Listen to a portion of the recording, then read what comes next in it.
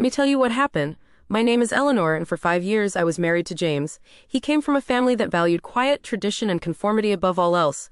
I, on the other hand, am an architect, a problem solver, a person who loves laughter and a vibrant social life. From the moment I met James's mother, Brenda, and his sister Sarah, it was clear I didn't fit their mold. They called me a lot.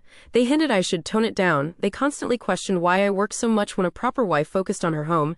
James, my husband, was no help. Every time his mother or sister made a passive-aggressive jab, he'd nod or worse, agree with them. Eleanor, maybe you should listen to Mom, he'd say. She just wants what's best for us. I brushed it off for years, convincing myself they'd eventually see me for who I was, a loving partner, a successful woman. But the truth was, they saw me as a project, a wild spirit to be tamed, and James was their willing accomplice. The final straw came during James's 35th birthday dinner at their sprawling, silent suburban home. 80 guests were there, mostly his relatives, all equally quiet and judgmental.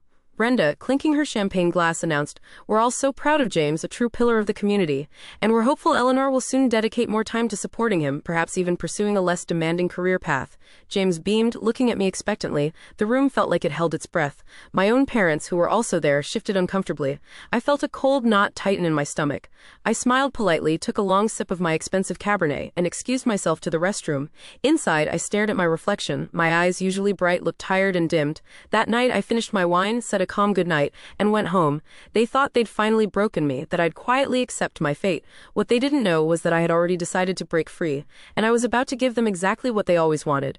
Quiet. Over the next 2 weeks, I became exactly what they wanted.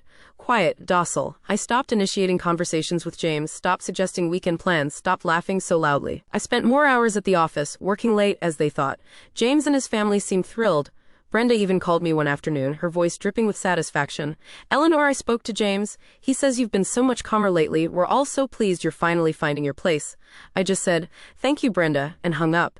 They believed they were finally winning, that they had successfully molded me. What they didn't know was that while they celebrated their perceived victory, I was meticulously documenting every single instance of their gaslighting and James's complicity.